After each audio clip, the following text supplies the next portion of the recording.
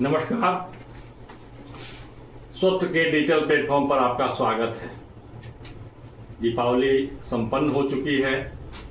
इसके बावजूद दीपावली की चर्चा राजनीतिक क्षेत्र में आज भी हो रही है। होने के कुछ कारण भी हैं। इस बार की दीपावली 31 अक्टूबर को मनाई गई। इसी कारण यह दीपावली राजनीतिक तौर पर विशेष मानी जा रही है।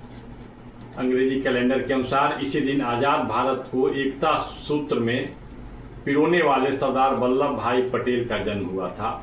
तो दूसरी ओर आयरन लेडी के नाम से विश्व विख्यात भारत की महिला प्रधानमंत्री इंदिरा गांधी की उनके ही आवास में शहादत हो गई थी। प्रधानमंत्री नरेंद्र मोदी ने भी गुजरात के केवड़िया में सरदार पटेल की विशाल प्रतिमा, जिसे हम स्टैच्यू ऑफ यूनिटी के नाम से जानते हैं, उसके पास आयोजित भव्य समारोह में कहा कि यह राष्ट्रीय एकता दिवस विशेष है क्योंकि आज दीपावली भी है।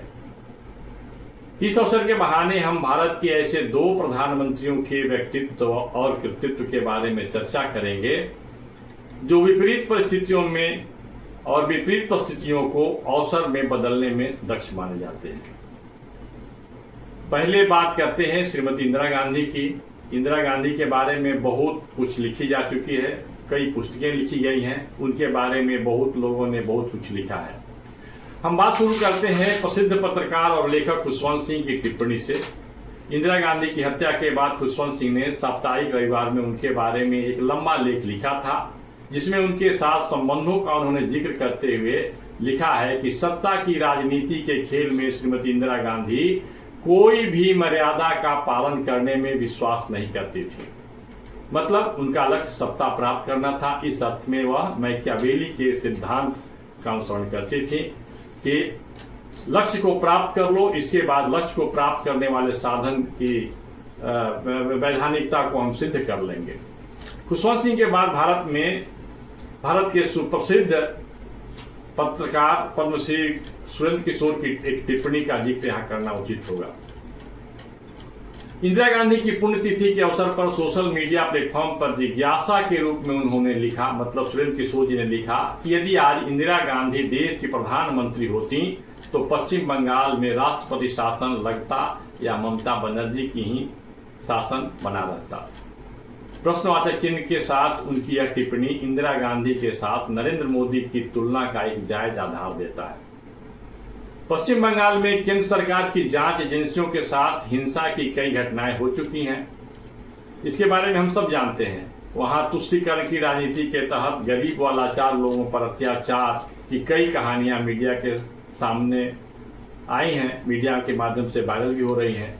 वहां कानून व्यवस्था भारत की एकता, अखंडता और सार्वभौमिकता के समक्ष खतरा स्पष्ट दिखता है। फिर भी नरेंद्र मोदी की सरकार वहां राष्ट्रपति शासन नहीं लगा पा रही है। क्यों? इस प्रश्न का उत्तर तो लोग जानना चाहेंगे। दूसरी ओर इंदिरा गांधी के शासन काल पर यदि हम ध्यान दें तो वाजिब कारणों के अलावा अपने राजनीतिक विरोधियों को पस्त कर देने के लिए भी इंदिरा गांधी ने संविधान की धारा का दुरुपयोग या प्रयोग किया है। अपने शासन काल में 50 बार उन्होंने धारा 356 का प्रयोग कर राज्यों में राष्ट्रपति शासन लगाया। सरकारों को, वहां की चुनी हुई सरकारों को बर्खास्त किया गया। 1966 से 1977 तक, यानी अपने प्रथम प्रधानमंत्रित्व काल में 3 बार प्रधानमंत्री रही, उन्होंने 35 बार राष्ट्रपति शासन लगाया। उनकी यह प्रवृत्ति बढ़ती गई और एक ऐसी स्थिति आ गई कि एक समय में उन्होंने पूरे देश में ही आपातकाल लगा दिया गया। इंदिरा गांधी के साथ बहुत दिनों तक काम करने वाले नटवर सिंह अपनी पुस्तक में लिखते हैं कि पाकिस्तान के सैनिक तानाशाह जियाउल हक से मिलते समय इंदिरा गांधी ने मजाकिया लहजे में उनसे कहा था कि लोग आपको लोकतांत्रिक कहते हैं और मुझे तानाशाह। वर्तमान कांग्रेसी व उनके सहयोगी दलों के नेता प्रधानमंत्री नरेंद्र मोदी को तानाशाह कहते नहीं सकते। कांग्रेस की सर्वोच्च नेता यानी हाई कमान, जिसे कांग्रेसी कहते हैं, उनकी जुबान पर हमेशा हाई कमान की बात होती है, सोनिया गांधी ने गुजरात के मुख्यमंत्री नरेंद्र मोदी को मौत का सौदागर कहा था। उनके इस शब्दावली की भर्त्सना की गई थी, राजनीतिक लोगों ने भी भर्त्सना की थी। अब बात करते हैं नरेंद्र मोदी की।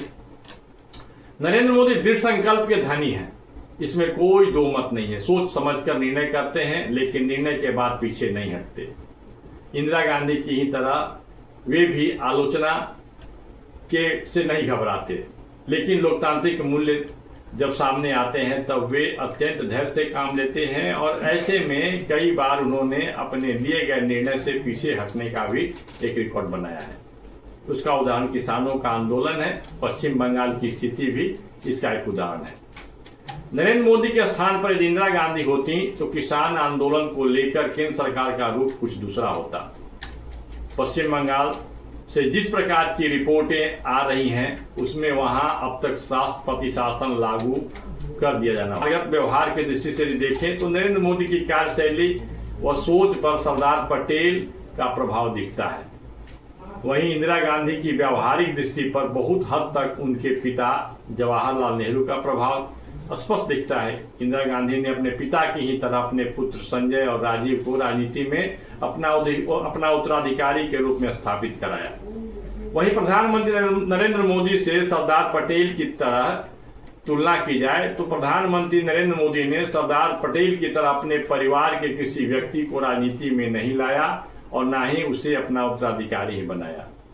जहां तक विदेशों में भारत के स्वाभिमान व गौरव को बढ़ाने की बात है, तो शक्तिशाली बहुमत के कारण इन दोनों नेताओं ने सशक्त राष्ट्र के रूप में भारत की छवि को स्थापित किया है। यह इनका उल्लेखनीय योगदान है जो सबको स्वीकार करना पड़ेगा। इस मामले में इन दोनों नेताओं में समानता दिखती है। इन दोनों नेताओं पर भारत की जनता ने पूरा विश्वास किया। यह इनकी शक्ति बनी और इस शक्ति का प्रयोग भारत की छवि निखारने में और भारत को विदेशों में स्थापित करने में इन दोनों ने किया। आज बस इतना ही, फिर मिलेंगे। नमस्कार।